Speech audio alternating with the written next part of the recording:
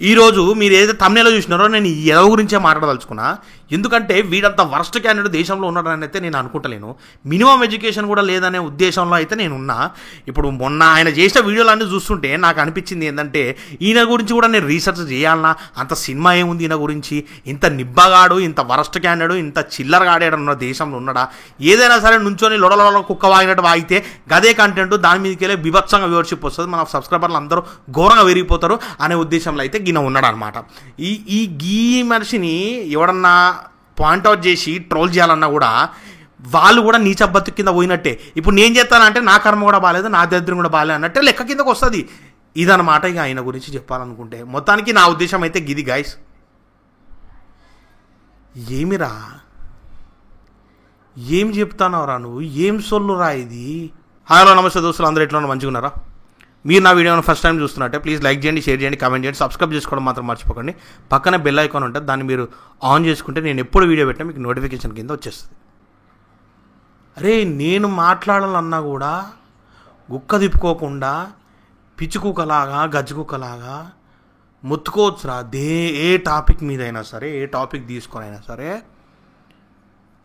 Non stop మాట్లాడచ్చు, నోటికి ఏది వస్తే అది. కాకపోతే దానికి ఒక రూల్స్ రెగ్యులేషన్స్ ఏమి ఉండవురా తమ్మి, దానికి ఒక రూల్స్ రెగ్యులేషన్స్ అనేవి ఏమి ఉండవు. నా నాలుగుకి ఏది వస్తే అది. నరం దిగిపోతుంది చూసావు, నాలుగుకి నరం దిగిన నాలుగుకి ఎట్లా మొత్తుకుంటుందో అట్లా ఇక నాన్ స్టాప్ అనమాట. బ్రేకులు దిగిన బండి లెక్క అనమాట, సీదా దింగేస్తాం. ఇక రూల్స్ రెగ్యులేషన్ ఏముండదు, సిగ్నల్ ఏముండవు. డైరెక్ట్ ఏ రోడ్డు కనపడితే ఆ రోడ్లోకి చక్కగా దింగేసి ఈతే మనం చావాలి, లేకుంటే అవతలం చావా దింగాలి. సారీ తమ్మి, నిజంగా నేను కూడా సేమ్ నీ లెక్కనే సింగిల్ టేక్లా వీడియో మళ్ళా 2 టేకులు 3 టేకులు పడితే మళ్ళా గలీజ్ ఉంటుందని చెప్పేసి సింగిల్ టేక్లా ఎట్లా తిరిగి నీ గురించి చెప్పేద్దామని ఇంతసేపు నాన్ స్టాప్గా ఇక మొత్తుకున్నట్టు స్టార్ట్ చేసిన. కానీ అదే సడన్గా నా లోపల నీలాంటోడే ఇంకేదన్నా ఆత్మ ఉంటే నా లోపల దూరి నాతో అట్లా చెప్పిపించేసింది. ఇక అందుకనే అట్లా ఫాస్ట్గా మాట్లాడేసిన, సింగిల్ టేక్లో కొడదామని. ఏమనుకోక తమ్మి. ఈ విధంగా నేను ఒక స్టోరీ రాసుకున్నాను, దానిపై సంథింగ్ రావాలని పెట్టాను, చూడండి అంటే ఎవరు చూడు. అది 3 hours మూవీ ఈ విధంగానే ఉంటుంది అంటే మటుకు చాలా మంది చూస్తారు. అది నాకు నచ్చింది, దానివల్ల చేశాను అనమాట. లీక్ స్టోరీ చేయడం వల్ల గెస్ చేస్తా, జస్ట్ మైక్ పట్టుకుంటా. నేనైతే ఏ రోజు స్క్రిప్ట్ రాసుకోలేదు, ఏ రోజు క్యారెక్టర్ పేరు రాయను, జస్ట్ ముందేసుకుంటా మైక్ పెట్టుకుంటా మాట్లాడుతూనే ఉంటే వస్తూనే ఉంటాయి. ఇంకా దేవుడి ఇచ్చినది అయితే నాకు అదైతే 100% చెప్పగలుగుతా. అరే మురికి ముండా, నీకు మినిమం ఎడ్యుకేషన్ కూడా లేదని నాకు అనిపిస్తుందిరా. నువ్వేదో ఎంబీఏ చేసిన అని చెప్తున్నావు కానీ ఆ సర్టిఫికేట్లు మేము అడగంగా ఎట్లన్నా పెద్ద నిశానా గాడం అనే ఫీలింగ్ అయితే నాకైతే ఉంది. నాకు 100% నాకైతే నీకు గింత చదువు రాదనే ఫీలింగ్ ఉంది. సినిమాల గురించి రివ్యూలు చెప్పి గుక్క తిప్పుకోకుండా లొడ నీ నోటికి వచ్చింది వాగిపడేతో. అరే ఏంట్రా నీ ప్రాబ్లము? కొంచెం అనాలిసిస్ చేసుకొని నువ్వు ఒకవేళ చెప్పాలనుకుంటే ఏదైనా రాసి పద్ధతికి చెప్పొచ్చు కదరా. టైం ఉండదు. అందరికంటే ముందు ఏ ఒక్కడు రివ్యూ చెప్పేదానికంటే ముందే నీ లఫంగ్ రివ్యూ అనేది పడిపోవాలి. ఇప్పుడు అది రివ్యూ నువ్వు సింగిల్ టేక్లో ఫినిష్ చేయకుంటే నీకు కట్స్ పడితే వీడియోలో మళ్ళీ అది ఎడిటింగ్ టేబుల్ దగ్గర నీకు టైం బొక్కనా, ఎడిటింగ్ టేబుల్ దగ్గర టైం బొక్క అవుతుందని నీ బాధ. అందుకని సింగిల్ టేక్లో వీడియో అయిపోగానే చలో గ్రీన్ మ్యాట్ తీసేసి వెనకాల బ్యాక్గ్రౌండ్ వేసేయాలి, టక్కుమని వీడియో పెట్టేసేయాలి. ఆ తమ్నెయిల్ ఏంట్రా తమ్నెయిల్స్? అరే మరీ మా ఇంటికాడకి రోజు చెత్తకుండోడు చెత్తోళ్ళు వచ్చి వాళ్ళ బండ్లల్లో చెత్త నింపుకొని పోనీకే తీసుకొని పోతారు. అంతకంటే వరస్ట్గా ఉంది భయ్యా నీది. నిజంగా తమ్మి, నాకు నిజంగా వాంతికి తెంగింది నాకు చూడంగానే. ఇంకా దానికన్నా స్క్రాప్ ఏమి ఉండదురా నాయన. కొంచెం టైం తీసుకోరా, మంచిగా ఒక కన్స్ట్రక్టివ్గా నీకు అనిపించింది పాయింట్ బై పాయింట్ రాసి మంచిగా చెప్పాలనుకుంది క్లీన్గా చెప్పేసి ఆ ఎడిటింగ్ టేబుల్ పైన కొంచెం ఎడిటింగ్ చేసుకోరా, తమ్నెయిల్ మీద కొంచెం ధ్యాస పెట్టరా. ఒక బ్రదర్ లెక్క చెప్తున్నా నీకు. ఏం పిచ్ అకౌంట్ల వరకు రా నీది? గింత సొల్లుగాని మేంద్రా, గింత నిబ్బగాని మేంద్రా నువ్వు. క్రియేటివిటీ అంటే ఒక టాపిక్ ఉంటుంది. ఫర్ ఎగ్జాంపుల్ రీసెంట్గా అంటే ఒక 1 year back 3 hours movie story చేశాను. 3 hours మూవీ స్టోరీ ఏ విధంగా అంటే నేను గెస్ చెప్పాను అనమాట. లీకుల్ స్టోరీ అనేటువంటి కాన్సెప్ట్ చెప్పాను. లైక్ మన రాజమౌళి గారు ఏం చెప్పారంటే ఇది ఒక వినూత్నమైనటువంటి కదా ఫిక్షనల్ స్టోరీ, రామరాజు మరియు భీమ్ వాళ్ళ సేమ్ టైంలో ఉంటే ఏ విధంగా ఉంటుంది అనేటువంటిది చెప్పారు. సో ఆయన క్రియేటివిటీ, రాజేంద్ర ప్రసాద్ గారి క్రియేటివిటీ, లైక్ మన రాజమౌళి గారి క్రియేటివిటీ, విజేంద్ర ప్రసాద్ గారి క్రియేటివిటీ వేరేలా ఉంటుంది. మన క్రియేటివిటీ ఒకలా ఉంటుంది. నా క్రియేటివిటీ నేను చూపిద్దాం అనుకున్నాను. తమ్మి ఒప్పుకుంటా తమ్మి, నీ దగ్గర బీభత్సం లెవెల్ ఆఫ్ క్రియేటివ్నెస్ ఉంది నీ దగ్గర. ఎంత క్రియేటివిటీ ఉందంటే ఇక నువ్వు ఇక రామాయణ మహాభారతాలు మించి కథలు రాసే దమ్మున్నది నీకు నిజంగా. ఎందుకు కాదనాలి కానీ నిజంగా ఒప్పుకోవచ్చు. నీ నీ నీ క్రెడిబిలిటీని నీ తెలివికి అయితే 100% ఉన్నది. మరి ఏమన్నా కథలు రాదనా? మరి ఏమన్నా మంచి మంచి స్టోరీస్ నీ క్రియేటివ్ మైండ్లో ఏమేమి వస్తున్నాయి కథలు? సో కాల్డ్ హీరో ఇట్లా చేస్తే బాగుంటుంది, సో కాల్డ్ హీరో అట్లా చేస్తే బాగుంటుంది, ఈ హీరోకి ఇట్లాంటి కథ మంచిగా ఉంటుంది అని మరి నీ క్రియేటివిటీ మొత్తం యూజ్ చేసి ఏ హీరోకి ఎట్లాంటి కథ ఎట్లాంటి స్టోరీ ఉంటే బాగుంటుంది మరి కథలు రాసి చెప్పరాదురా. అరే నువ్వు చెప్తే నేను కూడా రెడీ ఉన్నా రాయడానికి. నువ్వు నిజంగా అట్లా కథలు రాసి నీ క్రియేటివ్నెస్ మొత్తం నువ్వు దాంట్లో ఉపయోగించి నువ్వు రాస్తే నేను వినడానికి కూడా రెడీ ఉన్నారా కూర్చొని. అరే ప్లీజ్ రా, నువ్వు సినిమాలు చూసి రివ్యూలు చెప్పకు, సినిమాల గురించి కూడా నువ్వు మాట్లాడకరా. నీ ఊహల్లో ఏమన్నా సినిమా కథలు ఏమైనా ఉంటే అది బయట పెట్టు. ఖచ్చితంగా ఆడియన్స్ అందరికీ నచ్చుతుంది, ప్రతి ఒక్కరు చూస్తారు. ఏదో చదువు వచ్చినట్టు బిల్డప్ దెంగి బయట ముండగాళ్ళు చాలామంది ఉన్నారు రివ్యూలు చెప్పే మాకేడగాళ్ళు. వాళ్ళనే నేను కింద హెయిర్తోని ఈక్వాలిటీ అని నేను అంటానా. అన్నికే నాకు మాటలు వస్తలే తమ్మి, ఎందుకంటే నిబ్బాలకి నిబ్బం ఉండలా కనపడతాను. నేను నీ గురించి తెలుసుకోనిక ట్రై చేస్తే నువ్వు అసలు నీకు ఇక తిడితే తిడతావు, కొడితే కొడతావు, ఉమిస్తావు. ఇక మరి ఇది చిన్నపిల్లలే చేస్తారు కదా, చిన్నపిల్లల మెంటాలిటీ. కొద్దిగా హానెస్టీ ఉన్నదిరా నీ లోపట. నువ్వు ఆ హానెస్టీని కథలు చెప్పడానికి ప్రయత్నించినా, నీ క్రియేటివ్నెస్ నీకు ఉన్నది కదా. నువ్వు కథల్ని జడ్జి చేయకరా ప్లీజ్ రా. నువ్వు సినిమాల్ని జడ్జి చేయకరా. నీకు గుద్దలు దమ్ముంటే నువ్వు కథ చెప్పడానికి ట్రై చేయి. నేను వింటా ఖచ్చితంగా. అది సొల్లు అనుకోను, ఖచ్చితంగా అనుకోను, వింటా. అది ఒకవేళ అది తర్వాత ఎట్లా రిసీవ్ చేసుకుంటాం అట్లా రిసీవ్ చేసుకుంటాం, అది వేరే విషయం. కానీ సినిమా ట్రైలర్లని జడ్జి చేసి దాన్ని సినిమా కథ కింద చెప్పి సినిమా రిలీజ్ అయిన తర్వాత దాని రివ్యూలు చెప్పి ఇటువంటి పిచ్చకుంట్ల వ్యవహారాలు అయితే చెయ్యకరా తమ్మి. నీ దగ్గర ఒక క్రియేటివిటీ ఉంది కదా, క్రియేటివిటీ బయట పెట్టు, మంచిగా పెట్టు బయట. ఇట్లాంటి పిచ్చకుంట్ల వ్యవహారాలు ఎందుకు మనకి? మీకు ఒక వీడియో చూపిస్తా బ్రో, అసలు అందులో నా టాపిక్ ఉండదు. నా మొహం తమ్మేలు పెట్టి వీడికి అవసరం అని చెప్పి తమ్మేలు పెట్టి వీడియో పెట్టి అది ఏ చేసిన వీడియో ఓపెన్ చేస్తే అసలు టాపిక్ రాదు. అంటే వాడు మొహాన్ని కూడా చుట్టాల, నా మొహం ఉంటేనే వాడు క్లిక్ బెట్ అవుతుంది కాబట్టి వాడు పెట్టింది. ఇంకా అలాంటి మన మొహం పెట్టుకుని వాడు బాగుపడుతున్నాడు, మనం ఎందుకు కాపాలని చెప్పి అసలే పడుచుకున్నాను. మోహన్ శబాష్ రా. అది ఆ మాత్రం మినిమం పాజిటివ్ యాటిట్యూడ్ ఉండాలి భయ్యా.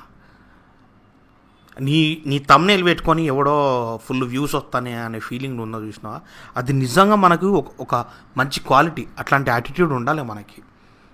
అది నిజంగా మంచి యాటిట్యూడ్. అది అంత పాజిటివ్నెస్గా తీసుకోవడం అనేది నిజంగా చిన్న విషయం కాదు తమ్మి. నిజంగా ఒక మంచి క్వాలిటీ ఉన్నది నీ దగ్గర.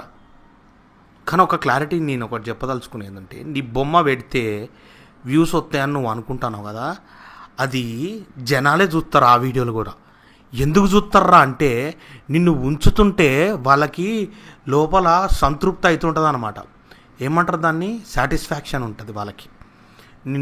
నిన్ను ఉముస్తూ ఉంటే, నిన్ను ట్రోల్ చేస్తూ ఉంటే జనాలు ఎక్కువ మంది చూస్తారు.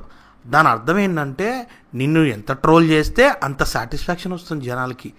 నువ్వు అట్లా ఉండగా తమ్మి, నీకు మంచి క్రియేటివిటీ ఉంది. సినిమాల కథలు అన్నీ మార్చి చెప్పి నీ ఇజ్జత్ తీసుకున్నాడు ఎందుకు?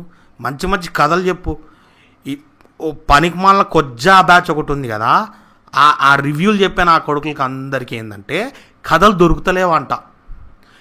మంచి కథలు సినిమా ఇండస్ట్రీలో టీఎఫ్ఐలో వస్తలేవంట. అందుకే నా కొడుకులు ఉన్న సినిమాల్ని మొడ్డగుడుతున్నారు. కాబట్టి నువ్వు ఒక మంచి కథని నువ్వు మంచి కథలు చెప్పు. ఏ హీరో ఎట్లాంటివి చేస్తే బాగుంటుంది చెప్తే ఆ హౌలగాళ్ళు కూడా నిన్ను మెచ్చుకుంటారు కదా. నీ ఆడియన్స్ ఎవరైతే 6 లక్షల మంది 5 లక్షల మంది ఫాలోవర్స్ ఉన్నారో వాళ్ళందరూ కూడా తమ్మి నువ్వు చెప్పే సొల్లు విని టైంపాస్ చేసి వెళ్ళిపోతారు. నిన్ను ఎవ్వరు సీరియస్గా తీసుకుంటలేరు తమ్మి. నాకు అదే జాలేస్తుంది నిన్ను చూస్తా అంటే. నిన్నెవ్వరు సీరియస్ తీసుకుంటలేరు రా. చూసిన వాళ్ళు కూడా కొద్దిసేపు నువ్వు కుక్కలాగా ఇట్లా మొత్తుకొని వెళ్ళిపోతే స్కిప్ కొట్టి వేరే వీడియో చూసేస్తారు. నిన్నెవ్వరు సీరియస్ తీసుకోవట్లేరు రా. సో నువ్వు ఇంటర్వ్యూలు పిలిచి ఆ యాంకర్ గారు కూడా నేను ఎటకారంగా అడుగుతున్నారు అన్న విషయం నువ్వు అసలుకే రియలైజ్ అవ్వట్లేదు. చూసినావా? ఇక నిన్ను ఇబ్బంతనం కష్టమేరా. నువ్వు కథలు చెప్పురా తమ్మి, కథలు చెప్పు. నీ దగ్గర ఆ క్రియేటివిటీ ఉందని అయితే నేను కనిపెట్టిన, అది చెప్పు. రివ్యూలు వదిలిదే. ఇంక అంతకంటే హ్యాపీనెస్ ఏం లేదు. నిన్ను ఎవరు ట్రోల్ కూడా చేయడు. ఈ ట్రోలింగ్లకి గురైపోయి ఆ వ్యూస్ కోసం ఆండి సావదింగి ఇదంతా ఎందుకురా. సపోర్ట్ చేయకుండా కథలు చెప్పు. అంతకంటే ఉత్తమం ఏం లేదు. ఈ వీడియో చూసేటోళ్ళందరికీ నేను ఒక క్లియర్ కట్గా ఒక విషయం చెప్పదలుచుకున్నాను. ఏంటంటే నేను ఎవరిని కూడా ఊకే 100% అనను. నేను అసలు ఒక పనికి మాలిన స్క్రాప్ గార్డ్ ఉన్నాడంటే, సినిమాలకు సంబంధించి రివ్యూలు పనికి మాలిన ముండగొడుకులు చెప్తుర్రంటే, నేను అసలు వాళ్ళ గురించి తెలుసుకుంటా, అసలు వాళ్ళు ఏం చేస్తుర్రు, వాళ్ళ క్యారెక్టర్ అని నేను మాట్లాడను. కానీ అసలు వాళ్ళ ఉద్దేశం ఏంటి, వాళ్ళు ఇంటర్వ్యూస్లలో వాళ్ళు ఎంత నటించాలనుకున్న భయ్యా కొద్ది గొప్ప వాళ్ళ ఒరిజినాలిటీ బయట చెప్తూ ఉంటారు వాళ్ళు. సో ఆ ఒరిజినాలిటీని అర్థం చేసుకొని వీళ్ళ మైండ్ ఏందనేది నేను అబ్జర్వ్ చేసి నేను మాట్లాడతా. కానీ ఏం ఆలోచించకుండా చూడకుండా టక్వన్ నా నోట్లో వచ్చిందని చెప్పేసి నేనైతే బాగాను. ఖచ్చితంగా నేను కూడా ప్రాపర్గా పాయింట్ టు పాయింట్ నోట్ చేసుకుంటా, రాసుకుంటా, క్లియర్గా చెప్తా. అండ్ వీడిని కూడా నేను చూసిన పాపం రావాడు. ట్రోలర్స్ అందరు ఎందుకు వాని మీద పడి సావదింగుతుర్రు. వీడు నిజం చెప్పాలంటే పెద్ద పెద్ద చదువుకున్నాం మేము, సైంటిస్టులం, మాకంటే తోపులు ఎవరు లేరు సినిమాలల్లా అని షోదెంగే బ్యాచ్ ఒక నా కొడుకులు ఉన్నారు బయట. ఒక 5-6 మంది దాకా ఉన్నారు. నేను అందరిని రెడీ పెట్టుకుంటా. ఆ బ్యాచ్ గాళ్ళు మొత్తము చదువుకున్న వాళ్ళగా బిల్డప్ దెంగి వాళ్ళు మొడ్డ గుడుపుతారు కదా సినిమాని. మరి అన్నీ తెలిసి వాళ్ళు మొడ్డ గుడుతున్నాడు. ఏం తెలియనోడు వీడు మాట్లాడితే తప్పే ఉందిరా పాపం. వాళ్ళ అంజోకులు అన్ని బిజినెస్లు చేస్తున్నప్పుడు పాపం వీడు తెలియనోడు వీడు కొద్ది గొప్ప బతకడంలో తప్పు లేదు కదా. ట్రోలర్స్ అందరూ వీడు ఎదవని వీడి మీద అంటే ఇంగ్లీష్లో మాట్లాడుతున్నారు వాళ్ళందరూ తోపులు, నార్మల్గా మాట్లాడుతున్నారు కాబట్టి ఇది ఎదవ అనుకుంటే ఎలా భయ్యా?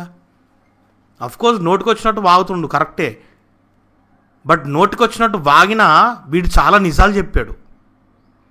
చిన్నపిల్లడు మనస్తత్వం అని చెప్తున్నారు కదా ఇందాక నుంచి.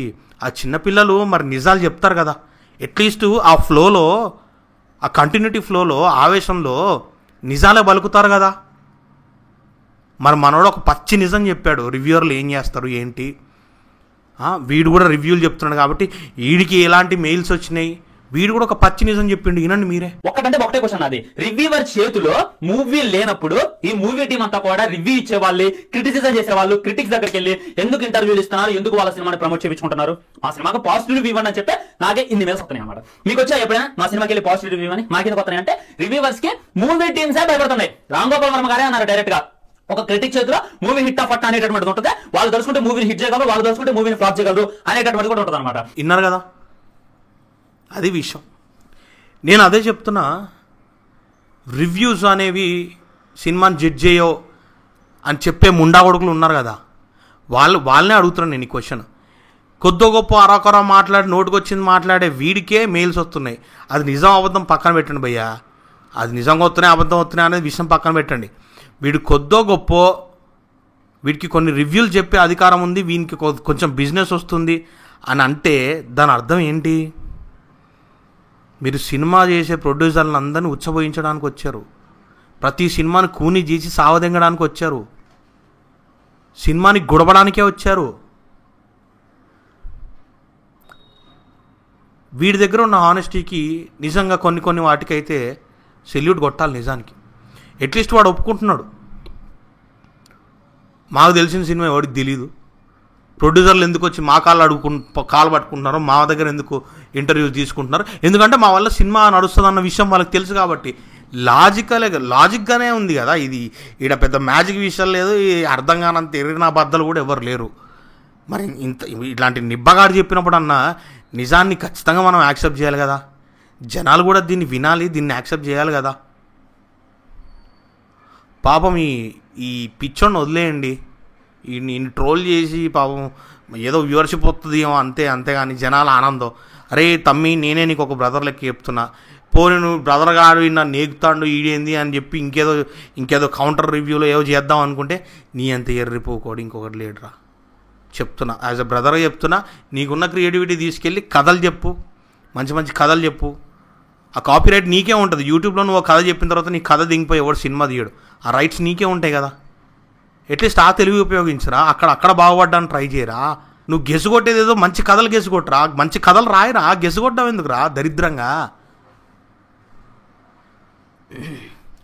అడిగిర్రు, పోలు పెట్టినా చేద్దామా అనిపించింది. నీ గురించి ఇక రీసెర్చ్ చేసిన తర్వాత పాపం అమాయకుడు వీడికి ఏం తెలీదు, ఏదో నోట్లో ఏదో వచ్చి మాట్లాడేస్తాడు, సింగిల్ టేక్లో కొట్టేద్దామని. వీడియో పెట్టడానికి కంగారు ఎందుకురా? వ్యూవర్షిప్ డబ్బుల కోసం బతుకుతున్నావు, అది కనపడుతుందిరా క్లియర్గా. డబ్బుల కోసం దన్న వీడియోలు పెట్టాలి, ఆ ఎడిటింగ్లో అవడా ఏం అవసరం లేదు, సింగిల్ టేక్లో అయిపోవాలి, పెట్టేసేయాలన్న ఉద్దేశం తప్ప నీకు ఇంకేం కనపడట్లేదురా.